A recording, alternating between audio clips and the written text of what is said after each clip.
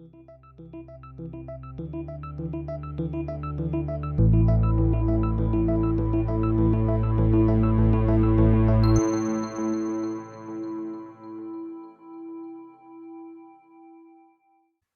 to the Untangling Web3 podcast, your go-to hub to learn insights and the latest developments in the wild and wonderful world of Web3. I'm Alec Burns. And I'm Jack Davis. Tune in each week as we navigate and explore the rapidly emerging landscape of the Web3 technologies, projects, and ideas that are shaping the future of the internet. We'll be talking to the best and brightest in the industry to keep uncovering insights, so that hopefully we can all learn together on our journey to untangle Web3.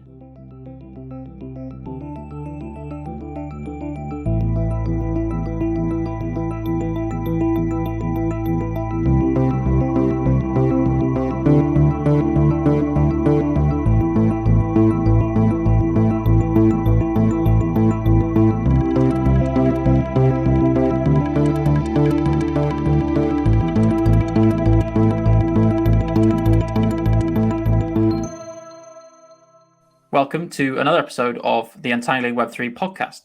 Today, we're delighted to be joined on the show by Colin Fitzpatrick. Colin is a vocal advocate of Web3 and host of the Web3 Leaders podcast, where he's interviewed a variety of key figures in the space, including the co-founder of the Sandbox Metaverse platform, Scott Page of Pink Floyd fame and now founder of Loot 8, and experts from the likes of Google and Meta. Colin is also a serial founder in the Web3 space, currently working on a project to create AI-powered virtual humans to revolutionize customer service and tech support for brands across the world. So without further ado, welcome, Colin. And thanks for being here. Thank you so much for having me, guys. I'm delighted to be here with you. No, it's great. I think this is going to be a really interesting conversation. And I think there's loads of different topics. I know Alec has lots of things he wants to dig into around AI and Metaverse, right? You put me in it already. Now I've got to ask some insightful questions, right? Yeah. Colin, can you just give us a brief background about you? What's your career been like, and kind of what led you into Web3? Sure. Yeah, happy to. So I'm Irish. I'm from Dublin, not too far away from you guys, but I'm currently halfway across the world in Brazil. And usually, before that was living in Dubai. So I've been trotting the globe for quite a while and really enjoying the digital nomad lifestyle. I suppose my career is a long time, nearly 20 years in big tech companies, Oracle, Salesforce, Dell, HubSpot, etc.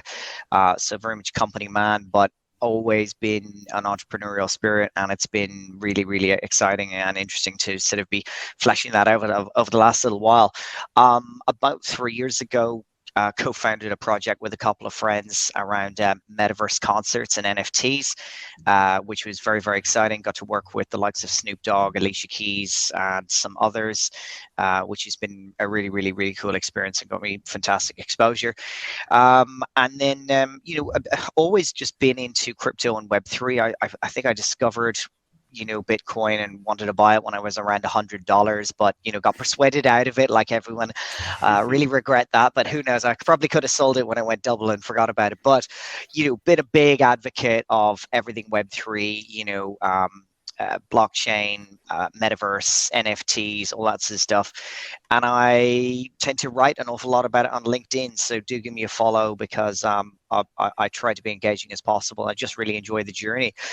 So I've been doing lots of stuff. I've always written an awful lot about AI, and especially over the last 6 months or so, it's really exploded. And I'm just a complete nerd about it. When people are at home watching Netflix and football, I'm watching AI stuff on YouTube and keeping up to date. And as everyone says, even though you're doing that, you still can't keep up because it's just insane. Mm-hmm. But currently working on a startup with a friend of mine. We're basically making AI-powered digital humans. So conversational digital avatars that you can talk to for tech support, customer service, provide great experience, because ultimately I just believe there's no doubt in my mind that within the next couple of years, it'll swap for the de facto standard for anyone engaging with a company or a brand will be an AI very, very soon. And it has started. It's a bit clunky, but like everything in AI, it starts off clunky and then it gets almost indistinguishable, like we're seeing with Midjourney and stuff like that. And so really happy to be deep in this space. It's a very, very difficult problem to solve, but there's a lot of people out there sort of bit by bit, getting these issues over, and I think we're really about to hit the mainstream very, very soon. I mean, it's interesting that you said, you kind of started off with knowledge of Bitcoin, as most people tend to, right? They tend to look at the crypto side and the investment side, and then eventually they kind of, after experiencing the space, they then come on to all the utility that come from it. You mentioned that you moved into the NFT space, and now you're talking about how you're moving in the AI space. Well, the question that a lot of our listeners will be asking right now is, how does AI relate to Web3? These are, two disparate fields that have developed, in isolation for a long time. But now the question is, how do these two fields relate to one another? I mean, it's a very good question, and someone asked me that a little while ago. Hang on a second. Does Web3 encompass AI? And the short answer is no. It kind of doesn't. But I think in the longer term, the longer answer will be Web3 is really about, the future evolution of the internet, using blockchain, things like NFTs in the metaverse. And it'll probably, hopefully, maybe, envelop AI as well. There's a lot of people doing a lot of really cool stuff to try and bring those two technologies together. The way I would, and I'm definitely not an expert, but the way I would sort of put it is that I think we're going to be extremely reliant on blockchain and Web3 to solve some of the problems that we're going to see with AI. Because when AI agents come along, which they're already starting, and then we're unable to distinguish a human from a computer or a bot online, that is a very, very significant problem. And I think, having the blockchain to solve those problems is going to be a major one. I mean, we've already seen Sam Altman come out with his human coin, where they have this orb and they scan your eye, and then it's proof of personhood. I do know people who think that's an absolute disaster waiting for it to happen, and digital slavery and, various different things. But, the short answer is that we absolutely need the blockchain to be able to, solidify ownership value, and also, proof that a person is a person. And I think we will have to see some legislation there that hopefully makes it somewhat, illegal to represent someone as real when they're not.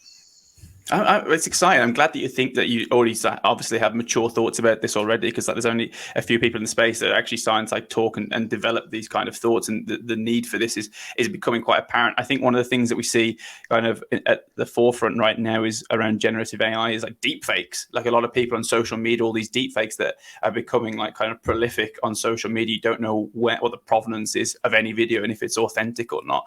And in my mind, it's not just authenticating whether someone is human, it's authenticating the provenance. There will probably be, I imagine there might be AI generative models in the future that create, great content online, and we don't want to, disprove that. We want to prove that content actually comes from that AI model and is authenticated in itself. And I think like the deepfake kind of agenda and the conversations that's happening around it right now is really going to push the need for provenance and authentication on social media, especially with the upcoming presidential election. I think that is really going to hammer home the need for, the blockchain and the added value to that. That's going to be it. And I mean, I've actually toyed around and made some of these deep fakes. And if you've heard of 11 Labs, they can clone your voice with, I'm not kidding, 1 to 3 minutes worth of audio. That's it, 1 to 3 minutes. So what I did via my digital human thing, we were trying to make some demos. One of the demos I wanted to make was, okay, this can be like a sales assistant. You can be on a website looking to buy something, you have some questions, and up can pop, maybe a celebrity to help you with it. And the little demo we made was, hey, I want to buy a set of golf clubs, and up pops Tiger Woods. And we interact, and he asks me questions, and he gets to know about my game. He recommends a set of golf clubs, and then goes, hey, I'll give you 10% discount now, and a virtual golf lesson in the metaverse if you buy. And of course I buy.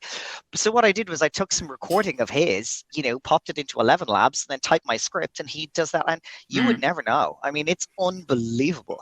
I've also, because I live here in Brazil, okay, and I don't speak very much Portuguese, you're able to clone your own voice and then get it to speak another language. And that is just bananas as well. So, but we have some really cool technology that, can track my face and my movements and have a video right here of Angelina Jolie and her voice and doing the same sort of thing. And, if I have it, God knows what else is out there, so we're in big trouble. I mean, I'm cautiously optimistic about this, AI future, but I'm also terrified about many of the potential horrific repercussions. Yeah, I mean, I think I would put myself in a similar position. You know, I think my first, maybe it was the same tool that you referenced, but I think I saw someone making new Kanye lyrics, and Yeah. you can get pop stars to sing whatever you want now, right? Which is Well, which is really scary, and people beyond the grave even as well. yeah, I mean, what was the one the other day? Johnny Cash singing. Mm. I can't remember, but something quite ridiculous. Oh, I'm a Barbie girl. Yeah. So yeah, I mean that's what they did. And I posted about this a lot. I mean they had the likes of Nirvana singing Blink 182 songs and stuff like that. It's ridiculous.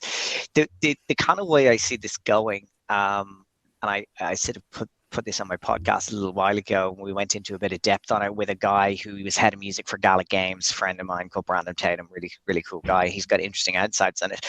Is that I think it'll just sort of split and there'll be a market for synthetic content and a market for, real and organic content. Because the example I gave is that it's a little bit like the diamond industry. So for, hundreds of years, a diamond has been the way you propose and show your love for your future wife, and you do that by the old 3 month salary thing. You spend a fortune on this diamond, of which if you go into it, diamonds are not actually rare. It's completely artificial, and they take billions of years to form. Quite literally, they're dug out of the ground by kids and slave labor, and they are put a very artificially high price. And along comes this new technology that is able to make a carbon copy, absolutely identical item, of which an expert cannot tell the difference unless he's got some sort of weird laser machine. And they're made in a couple of weeks and they cost half the money. But some people will still pay double for the real thing, even though you actually cannot tell. And that's kind of the way I see these things going. But also you got Tencent is pumping out quite literally thousands of AI music tracks, and then 1 in 1,000 makes a hit, and then they're happy. But that's just not good for the overall market. And you got so many people trying to follow their dreams of becoming a singer, and now they got AI trouncing all over them. Yeah, I think that I love that example. I completely agree. It's also probably the best use of the phrase carbon copy you could ever have. So yeah, that's very true. But I think it's kind of speaks to a broader point that I've kind of talked about in the past. In what is happening in Web3 is some people see blockchain and crypto as fully replacing the existing financial world, and I kind of take the view that I don't think that's quite true. I think it's probably more going to give people the option to opt out of that world and everything in between. And I think that's a nice example where AI and Web3 will produce a new market, right, for something that didn't exist before, and there still will be a craving for the old and the authentic quote unquote thing. And I think what do you think of that in general for crypto? Are you someone who sees us all just using crypto payment solutions in the future, or do you think it will always going to coexist? Yeah, it's a good question. I mean, the problem with a lot of these sort of technologies is that they're still very much in their infancy. They're going to take a very long time to become completely prolific. And the hype cycle that has gone on with crypto, and then with NFTs, and then with Metaverse, and now into AI, everyone just wants everything right now. And, that's just not going to happen. Bitcoin's been around for 13, 14 years. I'm a huge Bitcoin believer, but I don't use it every day for sending payments. I do send USDT, etc., a lot, and it is brilliant. Okay. And even in the setup of my last company, I was having to put payments through my own bank account and then send them to pay bills and stuff like that. It was a complete nightmare. I remember sending to book like an act, I had to send $40,000, and 2 weeks later it hadn't turned up, and I found out that it got rejected by the bank, sent back to me $2,000 something later. And there was nothing I could do. Call up the bank. Sorry, unless you're a customer, you're not, we can't speak to you. It's ridiculous. At least, payments on the blockchain are amazing, and we all know how fantastic it is, and it's fast and it's cheap. The issue is that there's a very significant hurdle to getting over that. And I still nearly my pants with fear when I'm sending a payment as to will it actually get there.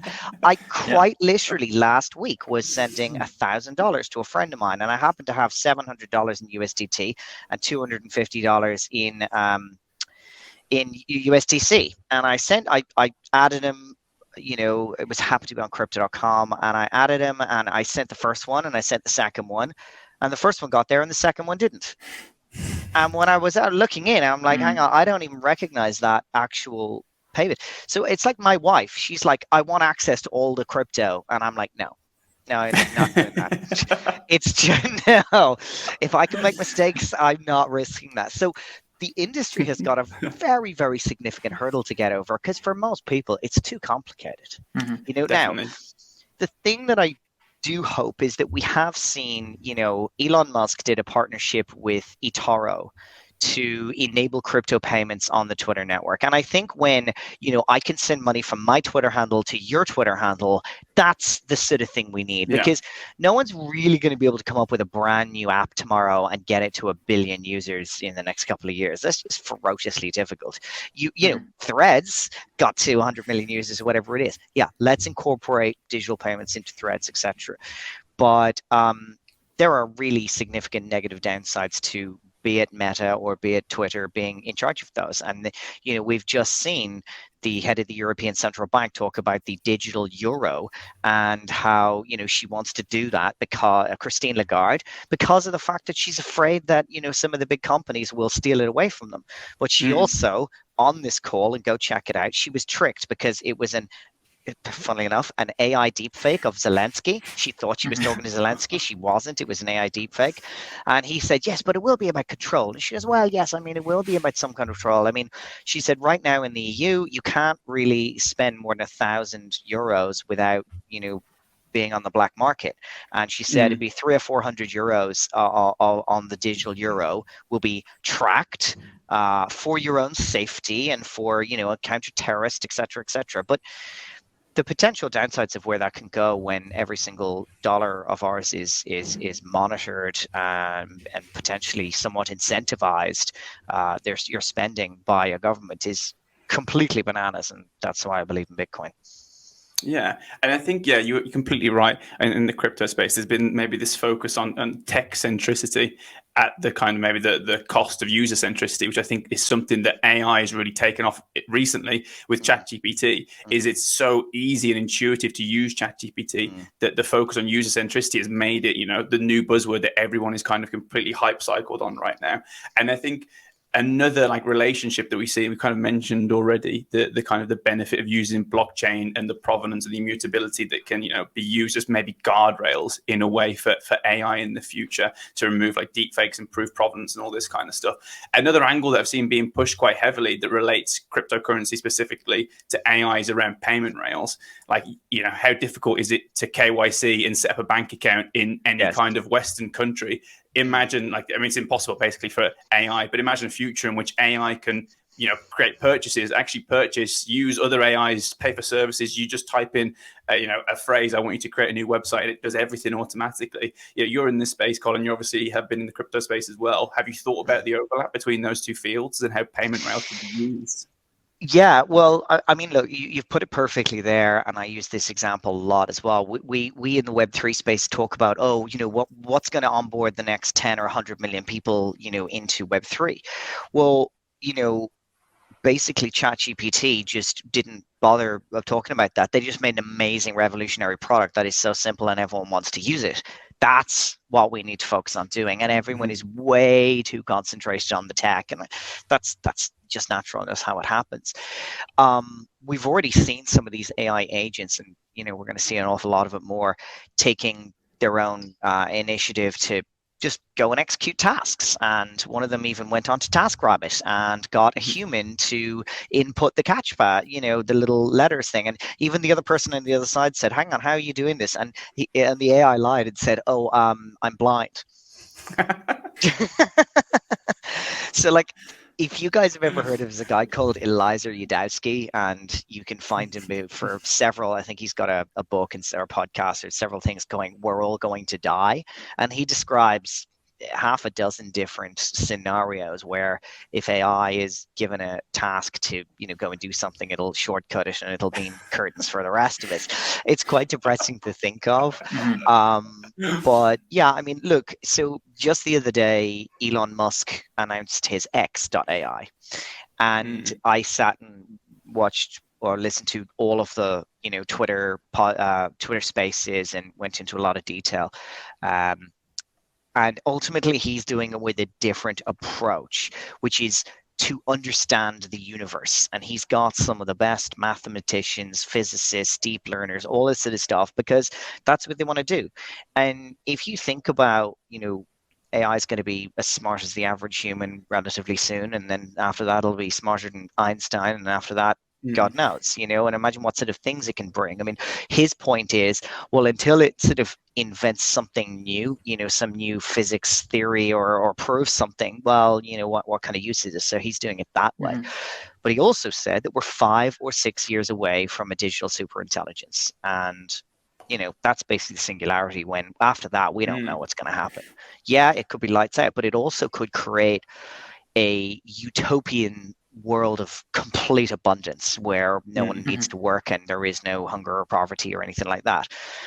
The way I like to describe it is that, if we take and look at with Tesla's Optimus robot and what the Boston Dynamics guys are going to do, within 5 years, they'll be selling those things for 20K, and it'll work 24/7, 23/7 for no money, and stuff like that. It'll completely obliterate. He says, if you think the market for cars is big, wait till you see the market for human labor. It's insane. Yeah. So anyone working digitally is going to be challenged by these AI bots, and everyone working physically is going to be challenged by these, humanoid robots. But when we have that, what it'll do is it'll have an effect, basically like the Gutenberg printing press. So whenever that was invented, before that, books, usually the Bible, cost the equivalent of several $1,000s. And then in comes the printing press, and it goes down several orders of magnitude. When we get AI and robotics working on stuff, maybe we can do that with, let's try food for starters. Make food cheaper by 90%.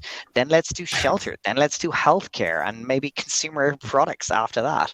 And then, maybe a couple of $100 from the government will give us all that we need to leave. And then we can all, be happy ever after, or maybe kill each other. Who knows? Yeah. And not just the AI left. Well, I think a lot of people will, because they need it. They need a job. They need a sense of purpose. How do we, when oh, nice to meet you. What do you do? I mean, that's it. And people are somewhat, not completely, but somewhat defined by the job they do. And when they don't have a job, look at all the millionaires and billionaires who've made more money than they can possibly need. What do? They mostly continue working. It's hard, yeah, because like I guess you're right. There's kind of two camps right now. There's this utopian and dystopian camp, and Elon Musk, even like a year ago, 2 years ago, was saying we need to put the brakes on AI. Right? He was one of these entrepreneurs that was pulling together to say, okay, let's stop the development and research into AI until we understand what the consequences will be. And then, like you said, he's just created this new company that's going to push it. I know that they're kind of pushing more for like the modeling of the universe rather than the development. Correct. Kind of, yeah. It's more for like generative research rather than the point of like making business and kind of making decisions and things like this. It's scary though, and I think there's a lot of people, especially people that don't necessarily understand the space and the immediate consequences that they're seeing right now, or maybe the kind of inflammatory headlines are saying is you won't have a job in 5 years, you won't have a job in 10 years, and they look at government and they think, okay, is this a government that I think is going to be reactive and on their toes? And they think obviously not. They don't understand the space themselves. What's that going to mean for the everyday person? And like you're saying, it's scary. AI can make decisions better than people to an extent, in like especially in me and your repetitive tasks, and robotics is already starting to replace jobs. What's the future going to look like? Well, I'd rather not go down this horrible, negative area. I mean, the one thing I would say is that take the US government. It's comprised of mostly old age pensioners. How in the world are they going to understand this? I mean, it is. If I use ChatGPT. Yeah, well, most of them can't do it. But put it this way, most of them do not have the capacity to understand cryptocurrency and Bitcoin, etc. They just don't. I mean, look at Warren Buffett and his partner in crime who all over Bitcoin and stuff like that. These guys were literally past retirement age when the internet came along.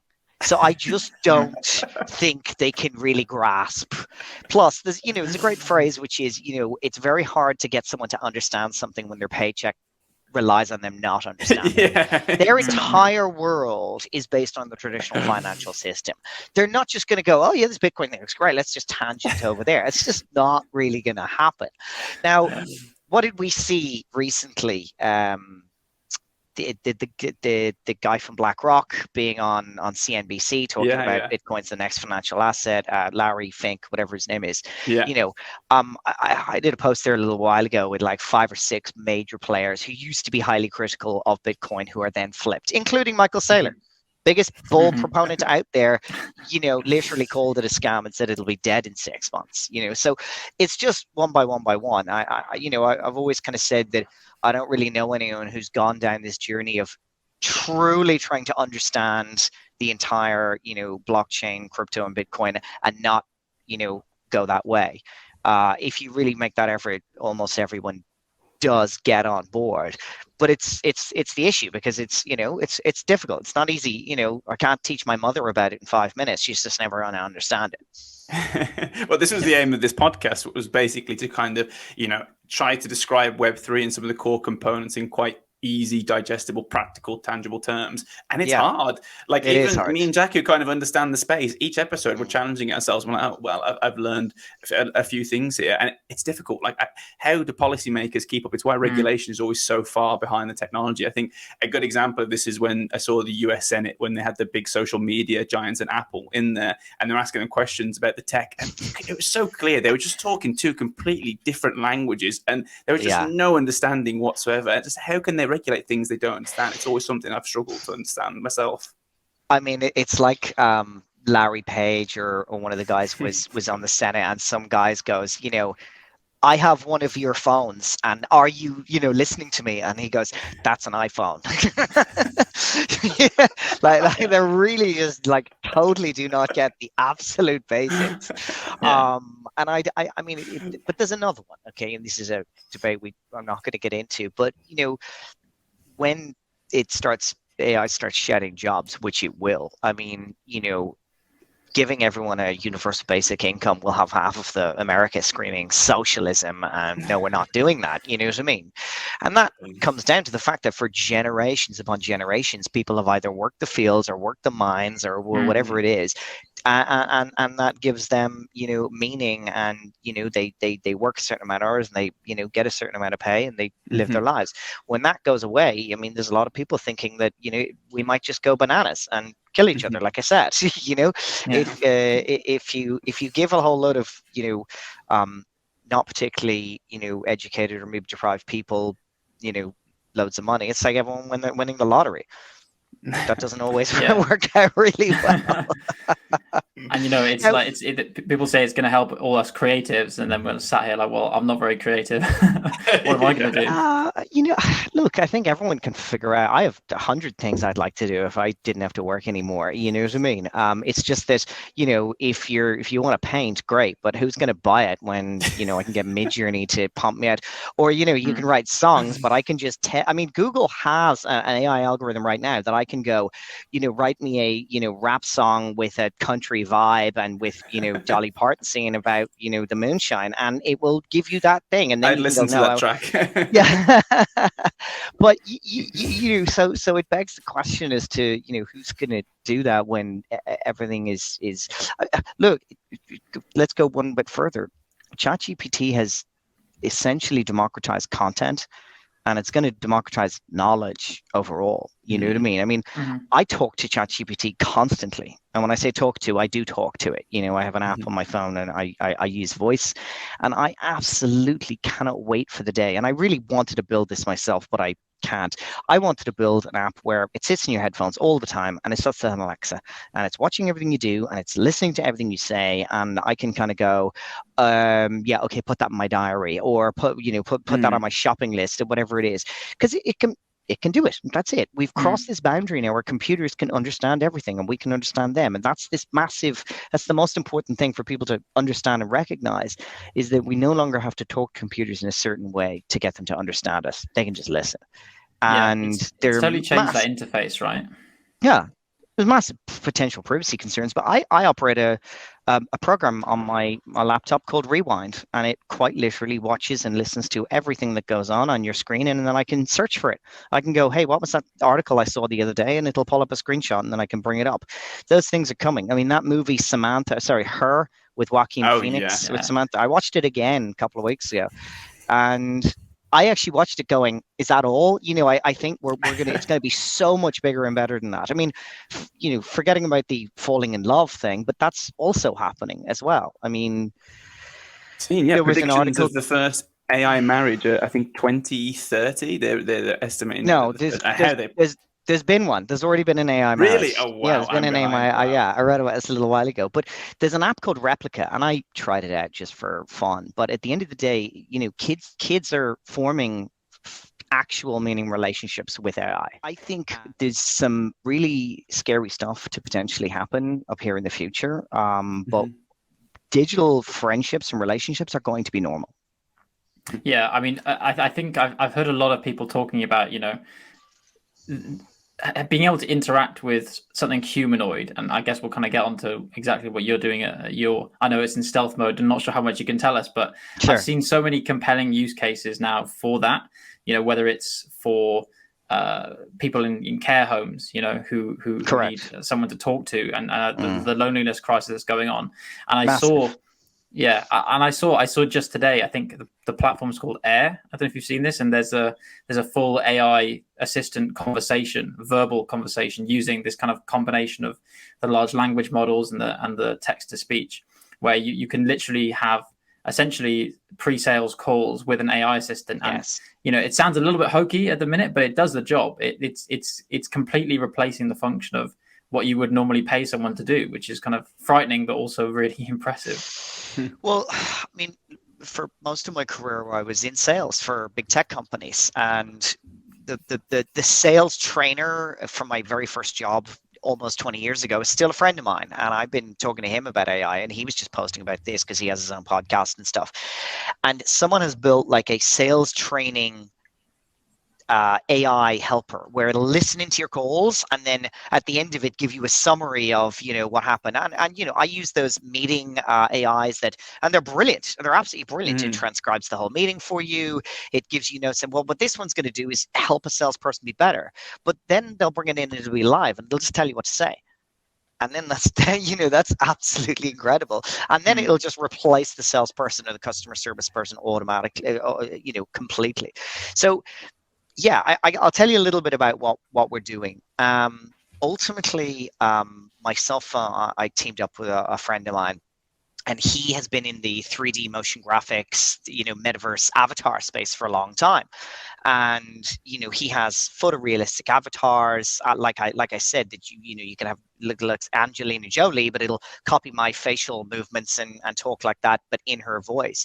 So I kind of went, well, let's strap an LLM on the bottom of that and create a turnkey solution for brands who can activate a digital human for, conversational help with customer service information, anything like that.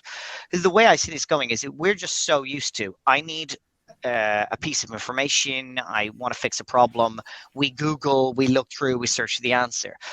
Very, very quickly, that's just going to go to, and I've seen it already, I've seen a website that just put a large language model chatbot front and center on their website. Because why look for something when you can just ask for it and it'll be delivered to you? So that's the way it's going already. But then they'll go one step further, which is, well, I personally think we need to ditch the keyboard. I think, again, computers can understand us, so we need to move to voice a little bit better. And why not have a conversation with a digital persona who is trained on all the company's data, is infinitely patient, has all of the time in the world, and is completely scalable? Because, how often are you trying to solve a problem and you get through to Mustafa in Hyderabad who, doesn't understand what you're saying, you can barely understand him, you're going to be on hold for how long, you're going to be transferred to another person, then you'll have to reiterate the conversation completely again, and you'll do this several times, and you still won't get the answer. AI is perfectly aligned to solve all of these problems for us. So, we all know when I call my bank and I get through to Eva, the crappy chatbot, and I go, yeah, I have a suspicious activity on my credit card. She goes, you want to apply for a new credit card? Great, let me transfer you. No, those days are kind of behind us, I think. And I think, all of those chatbot companies are getting LLMs very, very quickly. So that we will be talking to AI for help and support around anything. But what we want to do is really bring AI to life by personifying it with a 3D virtual avatar that you can sort of have a bit of rapport and a bit of bond with, and they can be empathetic. And some people think computers can't be empathetic, and I completely disagree. I think empathy is can be done by a digital character, because it's like, can you have empathy for a Disney cartoon? Absolutely, and that's the way it's that's the way it's going. I got into this huge spat with a guy on LinkedIn recently about, I think that digital, call it a life coach or someone can help you along, or maybe a therapist, and I don't have a huge amount of experience with therapy, but it seems to me that, just getting some help and guidance and having someone completely understand what you're saying can be done with LLM. Other people think absolutely not. But, Elon Musk says that there really isn't very much that an AI isn't going to be able to do better than us within time. So, digital humans are going to take over from some of the smaller tasks of getting information and technical support and solving problems, and it's going to rapidly accelerate from there. I mean, ultimately, when it gets as good as your average office worker who does their job completely on a computer, I mean, who knows where things are going to go. The only positive thing in slowing this down is the fact that big corporations are so trying to incorporate anything quickly, so they will be reliant on humans, and I think AI will just augment us and get us faster and more productive for quite a while to come. Well, that's really interesting, because we spoke previously about the metaverse, and we had Robert Rice on, who's been in the metaverse space for quite a while. And one of the things that we kind of agreed on was that we're in the digital age right now, and that means convenience, but it also means a lack of emotions, a lack of empathy. It's really hard to kind of get empathy across the screen when you're just staring at people like this. And one of the goals of the metaverse is to bring the human nature, to bring the emotions, actually have people react real time. And that's going to bring like a lot of, like you say, you're talking about therapy, like it can help in healthcare, where you really want that personal touch with the convenience of the digital space. That is one of the goals of the metaverse. It's really interesting that your kind of goal is to take that one step further and then use AI underneath to kind of, push the empathy, but also have it, working super quickly, working to a higher standard, like you say, with unlimited patience and all of these added benefits that AI can, even bring to the humanity aspect as well. Yeah, and so much more efficiently, right? Oh, I mean, even if, look, what does ChatGPT, etc., what does it really do if you break it down? It is very, very good at summarizing text. Yes. That's what it's actually really good at doing. So if all it does from a very basic standpoint is I call up and I talk to an AI and I tell it all about my terrible problem that I have, that my internet's working or my phone is going, whatever it is, and it can crunch that down and it can put it in a system for a human to go and solve that issue, and it can notify the right people. But it will go significantly further than that. But like you said there a little while ago, these AI companions are coming as well. So this loneliness epidemic is a massive issue, whether it's old people or young teenagers. I mean, go look at what's happening. Go to the subreddit for Replica. And you will see that there's so many kids that are going, no, I prefer a digital relationship, because an AI isn't going to break my heart, and it's not going to be, moody, and it's not going to, blame me for this and blah, blah, blah.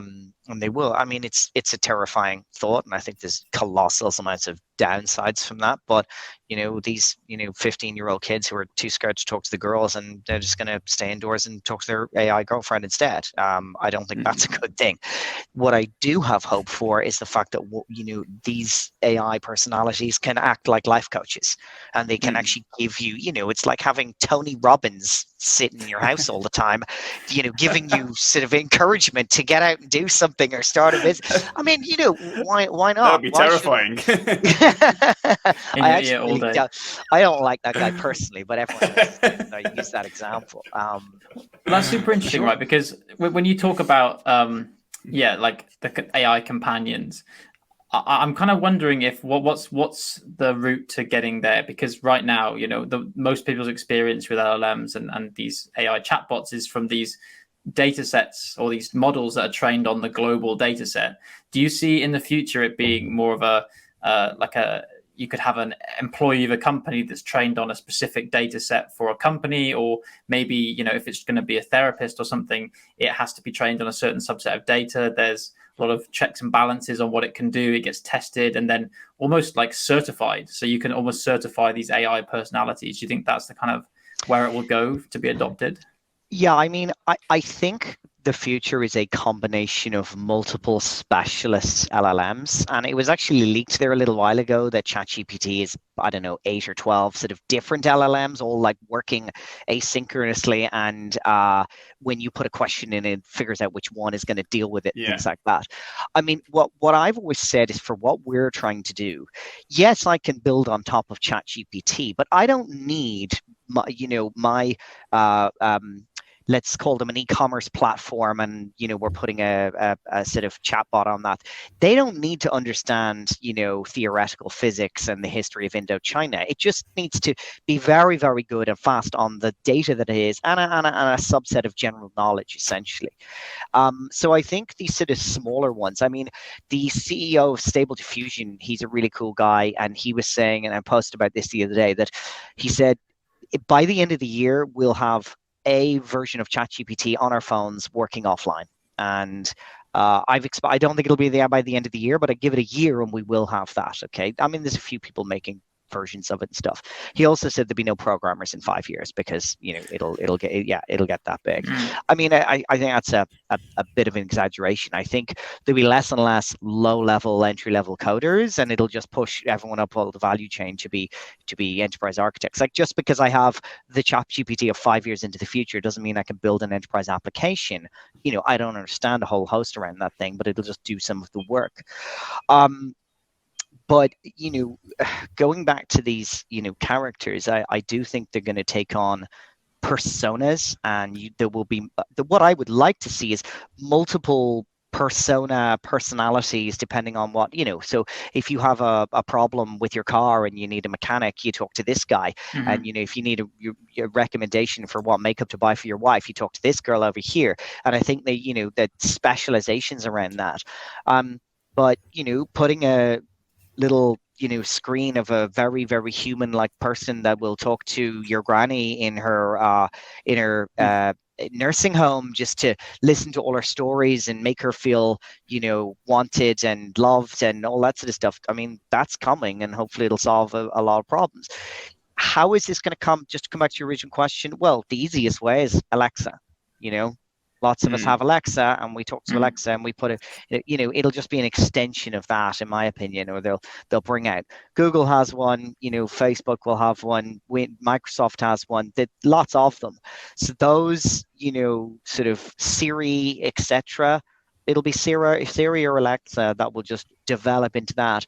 And then you'll be able to click a button and enable Siri as a kind of life coach, and to listen to everything you do, and to make sure you don't forget stuff, and to manage your day in your diary, and make suggestions for how you can do your job better or improve your relationships. That's all coming.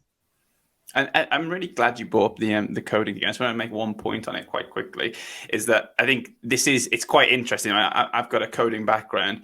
I really find it so useful. And I know that, there's a lot of kind of negatives on the side of, okay, does this mean there'll be no jobs for coders in the future, especially like you say, the junior, lower entry kind of people? And maybe it probably does, but it also lowers the barrier to entry to so many things. Like, I can spin up a website in a second, basically, without paying someone a week to develop something. And that's really exciting. That's going to create whole new economies and, create a lot more inclusivity into these kind of usually high barrier to entry kind of fields. And I personally find that extremely exciting. And I think on the assistive stuff that you were talking about, Granny having someone to talk to, there's so much utility apart from just the fact of having someone to talk to. I saw that there was a company there that were focused on kind of AI buddies, basically, but with a test to kind of, part of it in the kind of in the system, they have inbuilt like a mental health check where they're actually monitoring the level of Alzheimer's based on the responses by just having normal conversations and managing like the rate at which they respond and how well they respond. I'm like, that is such utility that's coming from this space that you couldn't really have imagined like 15 years ago. And it's incredible we can have that degree of kind of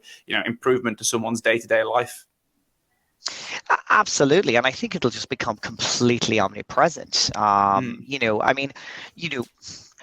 we talk about the metaverse and stuff like that, I still am hopeful for the metaverse. But Apple came out with the Vision Pro, and that's the face of things to come.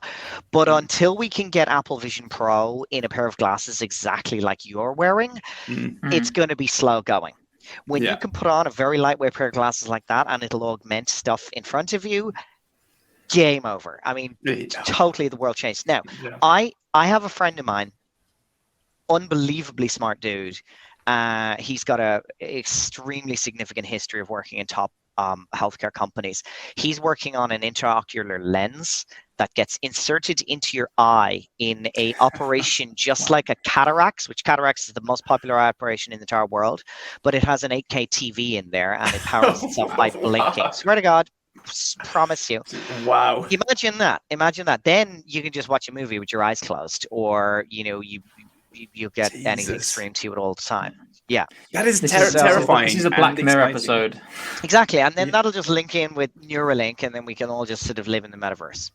Well, we said this thing, the technology, like the screens started off as projectors, then they became TVs, then they became laptops, and they're slowly, progressively getting closer and closer to the brain and to the individual. I'm just wondering, like, what are the timelines for that? Because I personally find that stuff quite exciting. About 2 years away till clinical trials, and a few years away after that until it starts becoming mainstream. But a lot of people were like, "Oh my God, get away! I'm not doing that." I'd be like, I told him, I was like, "I'm first in line.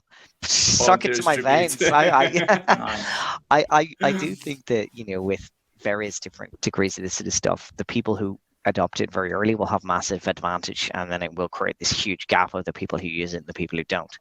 I mean, coming back to your coding one, I can't remember the stat that he says, but he says something like 40% of all code on GitHub is AI generated right now. How long has ChatGPT been out? 9 months. Give it another 9 months, that would be 90%, pretty much, or something like that. And then it'll just be like, oh well, humans don't code at all, and that's what could go wrong. Wow. The one thing that I would say is that, rather than looking for coders now, companies are starting to look for, what are they called? Like prompters, like AI prompters. Engineers. Yeah, prompt engineers. Like that's the new thing, because like you say, like, you don't need coders when you have prompt engineers that could do the job of 10 coders potentially. Like, scary and exciting. I think it comes down to the power going forward is with the people who can ask the right questions. Because when we've got this magical machine that'll spit out answers to anything you can think of, it's just down to being able to ask the right question. And there's an Einstein quote on this, which he says, if I was given a very hard problem to solve, he said, I would spend 55 minutes thinking about the question and 5 minutes thinking about the answer. And that, comes back to the fact that, that's why these guys are called prompt engineers, because they know how to ask the question to get the right answer. You know what I mean? There's one of the other things is that, coming back to my point about we need to kill keyboards, and like, I think I don't have an iPhone, but on the iPhone app, there is the official ChatGPT app, and you can just push to talk and you can speak to it and you get the answer like that. Okay. I use a different app, and I also use a plugin on Chrome where I can just talk to it like it is now. When you speak your question, you tend to be a lot more verbose. You tend to be a lot more descriptive. And I find you get a way better answer than if you just typed it, because we're sort of used to just cramming all of our thoughts down into 5 or 6 words for Google and then looking for the answer. So this is just a new way of thinking about how we go about the process of getting the answer we want. Yeah, it's like harnessing that internal monologue that you've got, your stream of consciousness when you say something, as opposed to writing it down and then you kind of are in your own head. You're like, oh, is that the right way of phrasing that? You're not thinking about the actual question anymore, right? You're thinking about how you're presenting it, which is a completely different beast. But yeah, I think that's a whole super interesting side to this. Yeah, I mean, I saw a cartoon the other day, and it's two boxes, and on one box there's a guy talking to a girl, and he goes, "Oh, I can get AI. I can just give it one bullet point, and it'll flash out an entire email for me." And then on the other side is, "Oh, look, I've got an email that I can get out. Just shrink it down to one bullet point." It's just going to be your AI talking to my AI, in the Yeah, future. I mean, that's kind of the way it's going. yeah, exactly. So listen, Colin, we've spent a lot of time talking about AI, and there are so many things in Web3, and I know you've touched on lots in your podcast as well. And one of the interesting things I saw was your conversation with Sebastian Bourget from Sandbox. And I'd be interested to hear what is your outlook, other than what Apple are doing. What's your outlook generally on the metaverse? Because I know he was highlighting this really interesting concept about people almost preferring to buy digital assets because of the social community aspect. And do you see that as being a big part of this in the future? I've been saying that for years, through the sort of conference circuit and stuff like that I've done, talking about just trying to get people to understand why people would buy something that is digital, that is easily replicable, that is not physical. But there's lots of things that are digital that have value, and we need a way of solidifying value onto the of those assets, and we do that via the blockchain and NFTs. The way I describe it is that if you talk to anyone who has kids between, I don't know, 7 and 17, those kids will most likely play games, and if they play games, they are most likely purchasing digital assets within those games, such as downloadable content or skins. And there's an awful lot of kids, especially over the last years, that were locked indoors over COVID and did very little socializing. So they did all their socializing online and in game. And what has happened is that it has changed in their mind that they care more about the persona and the sort of appearance of their digital self being their avatar than they do their real self. And I mean, I realized this, it's 3 years ago. A friend of mine, I was asking him, telling him about my new venture. I said, "Do you understand, the metaverse and NFTs?" He goes, "Well, not really," but he goes, "My kid, plays games." And the other day I said to him, "Okay, we need to buy you a new pair of sneakers. Let's go to the mall." And the kid said, "No, can I have that money to spend on my avatar?" Because that's what he really cares about.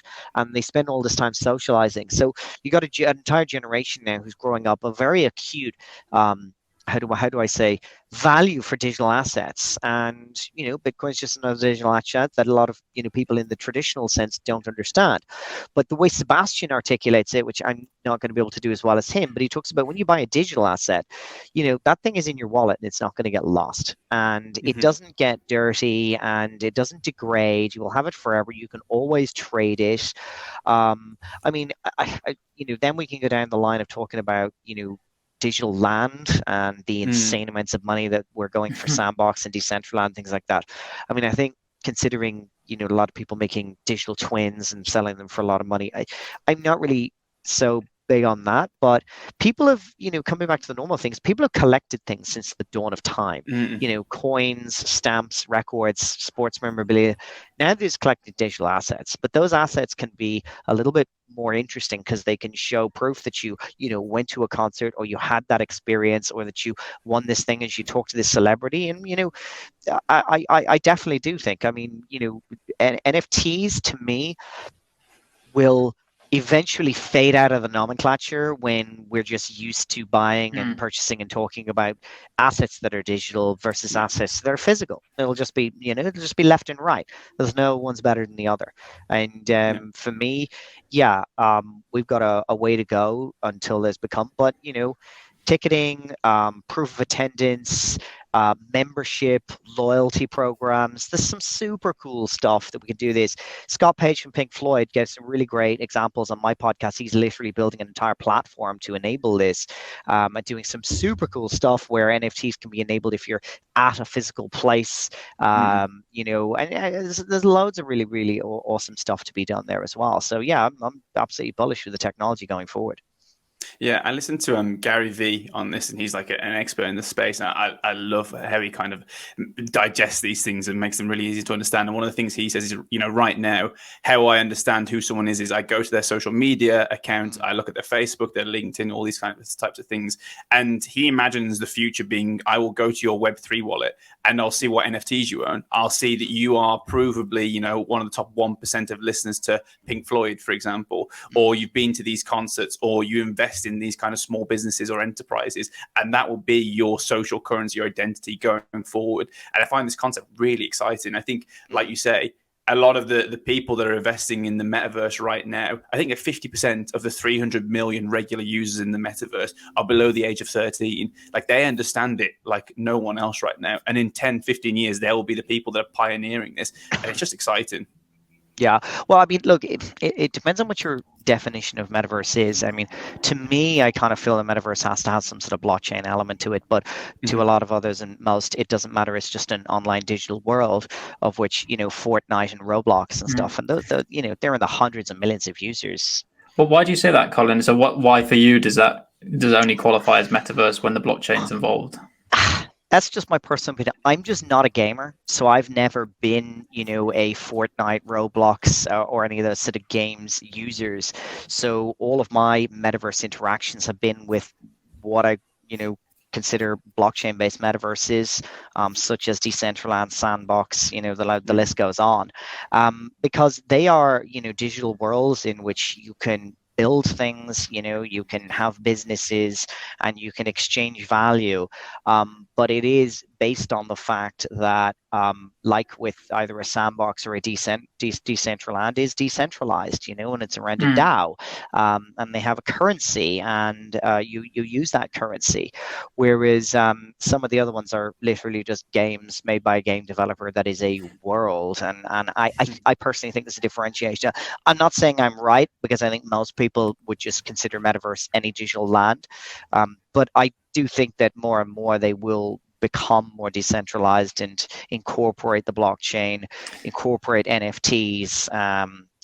Yeah, I mean, I know Roblox ditched a lot of that, and there was there was even a currency that was around some of the ones that died because people, unfortunately, NFTs have had a bad rap because of $1 million monkey JPEGs and stuff like that people just don't understand. But, at the end of the day, that's just this new age flex. If you've grown up in your mother's basement, but you got millions of dollars, you don't care about having a Ferrari. You want a punk to show off on your Twitter. And that is worth more to you. And people will judge me more on that than having a Rolex or a Monet on your, and that's the easiest way to understand it. Yeah, I think I kind of agree with that, because a lot of people would say, metaverse is a very, very broad church as a concept, but maybe even call it like meaningful metaverse is what you get when you have the blockchain. It's not really particularly meaningful unless you have this strong notion of ownership, identity, value exchange in it. I think that's kind of the real goal of metaverse, instead of it just being a gaming thing, I think. Yeah, and is it portable? I mean, portability between metaverses is going to become a whole lot more important.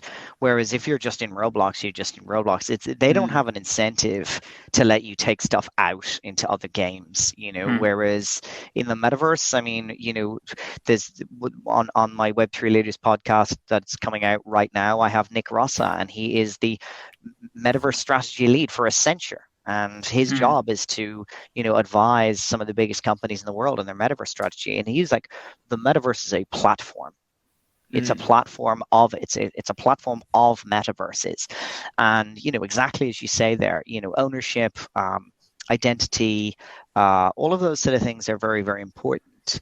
And it's just done in a portability of your assets is done in a conceptualized in a different way than a private gaming company who has one goal, which is to make as much money as possible.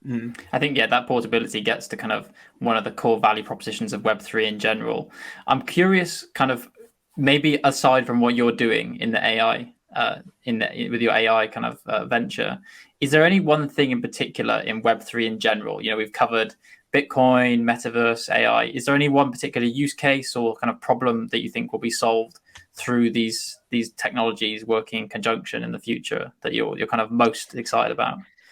I think there's an awful lot happening in Bitcoin at the moment. A lot. The ordinals thing, I'm not a huge fan. Bitcoin DeFi is coming. I mean, Bitcoin is the only thing that is, really, truly, truly decentralized. There's, so Satoshi, no one knows, blah, blah, blah, all that sort of stuff. But there's a lot of stuff. I mean, Michael Saylor's building out some really interesting tech on top of Bitcoin. You got the Lightning Network, which just today got adopted by Binance really badly with horrible fees and stuff. But it's coming. It's coming. And I think if we just use that as the basis for everything else, that's the way it'll come, because we've got some small countries adopting Bitcoin as a currency. We have BlackRock and another one of the European assets bringing out EFTs, of which maybe then after that's done, the institutional money will pile in, and little by little the naysayers are basically being silenced because they don't do it. I mean, I'm just doing a podcast episode on this right now, just tackling the Bitcoin criticisms. Oh, it doesn't have any intrinsic value. Well, go down the rabbit hole and see where you come on that. Oh, it uses too much energy. Well, also let's do a little bit of research about how much energy the banking system or the internet or anything like that uses, and how actually it can be a positive aspect on energy generation by quite literally incentivizing the lowest possible energy, because it can grab it at any stage. Making Bitcoin the backbone of a lot more of these technologies is very, very exciting to me. And yeah, I mean, all I would generally tell people is study Bitcoin. I don't tell you to buy it. I tell you to study it. Someone projected the Bitcoin logo onto the European Central Bank office there a while ago, and underneath just said study Bitcoin. I was like, brilliant, because I've been in it for years, and I listen to multiple podcasts, and I'm still learning almost on a daily basis. I mean, that's the terrible thing about it and the brilliant thing about it. But yeah, there's an awful lot to learn. It's fascinating, and I hope everyone does. Yeah, you are right. I think institutional adoption is crucial. We're slowly starting to see it happen, which is very exciting. And I think the sheer number of kind of applications that we're seeing that couldn't have been envisioned 13 years ago with the advent of Bitcoin, it's just it's incredible. So Colin, this has been an incredible episode. We have a segment now where we ask you 2 questions, and we're trying to ask all our guests the same 2 questions and see if there's consistency between the answers or how they evolve as the Web3 space evolves. So if you're ready, I'll ask the first one. Sure. In one sentence, what is Web3 to you? I hate these questions. In one sentence, what is Web3? It's a collection of technologies around the concept of decentralization and the blockchain that will bring freedom, I think, to a lot of people via digital payments, digital worlds, and a whole lot more. I really want to hear what the rest of your people said. I wish I was prepared for that, to be honest. That was nice. That was that was very powerful. I like it. Usually, like something like that, I would go straight to ChatGPT and be like, "Give me a one-word answer to this, a one-sentence answer." Yeah, we'll shorten it for the show notes. Don't worry. Yeah, good. So the second question is maybe a bit easier. If you could choose anybody, dead or alive, to sit down with and discuss Web3, who would it be and why? It would just be Michael Saylor. That's my goal, is to get him on my podcast. I'm a massive fan of his. I think he articulates it incredibly well, and I'm really glad. I mean, the guy literally gave up running his multi-billion-dollar company to go, right, I'm going to put a CEO in place, and now I'm just going to go forward and sing the song of Bitcoin for the rest of my life. I mean, obviously it will probably make him one of the richest men on the planet eventually. But I love that he talks about digital energy and stuff like that. And once you get down the rabbit hole, it's a fascinating place. So yeah, he's my favorite. Him, and there's plenty of other people like Pomp and stuff, but definitely Michael would be my choice. Great. Thank you for that. So thank you for joining us, Colin, and thank you to those listening wherever you may be. And join us next time as we untangle a little more of Web3.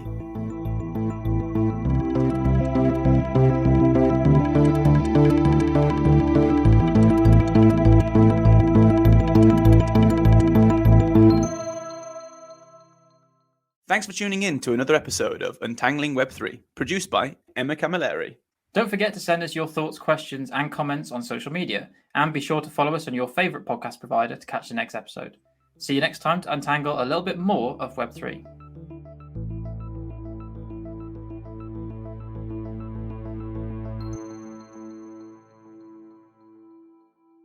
The views we express here are our own and do not reflect the views of our employers.